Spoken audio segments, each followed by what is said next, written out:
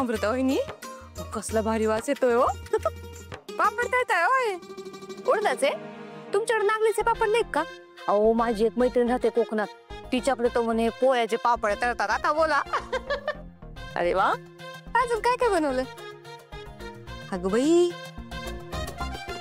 पुरी भाजी, वा वा वा, चांगला पेते. आहा, अगं बाई, आमटी बी केले की मला आवडते तशी. छान छान हा, सगळं कसं मस्त केलं एकदम. वहिनी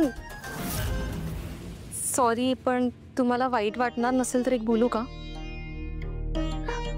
आपली मंडळी आजच वारीवर येते ना, त्यामुळे ते जेवल्याशिवाय आपल्याला जेवता येणार नाही. आधी ते जेवतील मग आपण.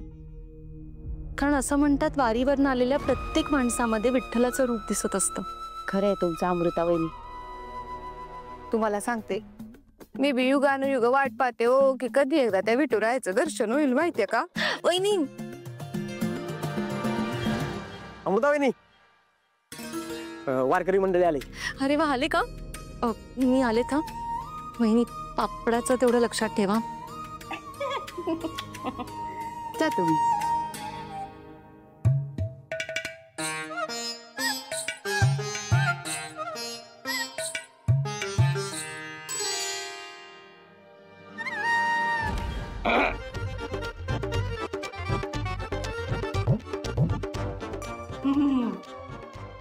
आधी वारकऱ्यांची सेवा, मग आपली सेवा. आधी हातातला पापड खाली ठेवा.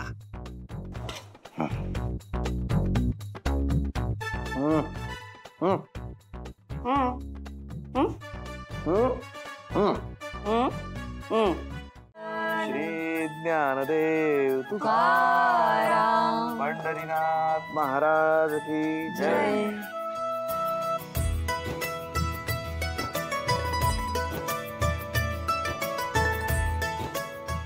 या आत या.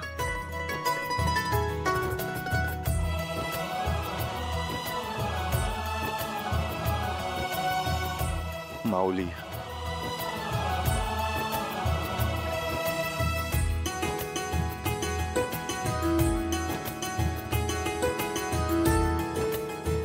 अष्टपुत्र सौभाग्यवती भव.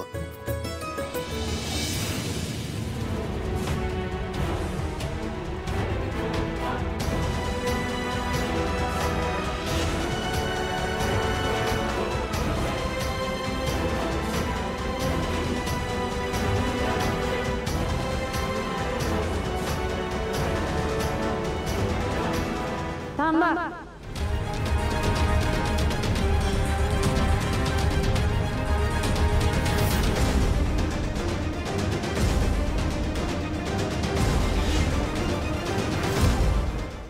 आधी मला सांग, रात्रभर कुठे गायब होतास? तुझी आई इथे घरात काळजी करत होती आणि तू कुणालाही काही न सांगता या पोरीच्या मागे मागे निघून गेलास. एवढं संकट ओढवून घेतलंस तू कशासाठी? तिलोत्तमा मॅडम, हा बोला. सारंग सरांनी कोणतंही संकट ओढवून घेतलं नाही, पण एक खूप मोठी गोष्ट केली आहे.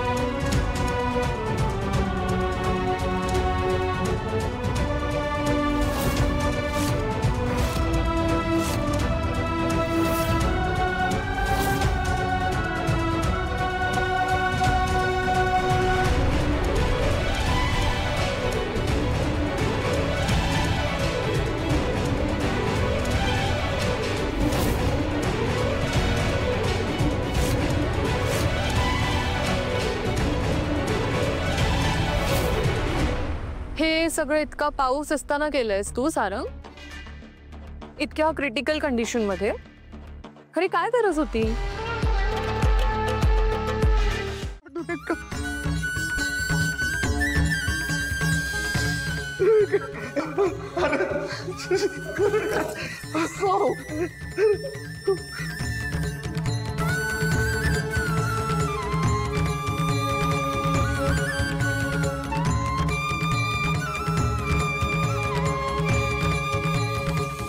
हाय अरे सांग देवा रामकृष्ण अरे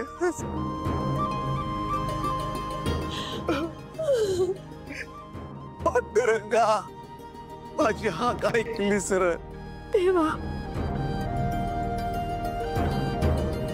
तुझी माया खरंच कळत नाही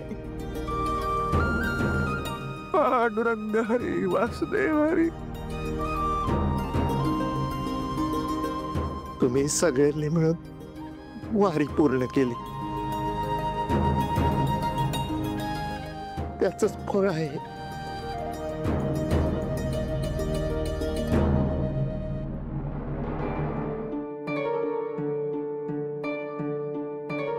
दादा पांडुरंगाने तुला दुसरं आयुष्य दिलंय नव्याने जगण्याची संधी दिली आहे आता हे आयुष्य रडण्यात नाही वाया घालवायचं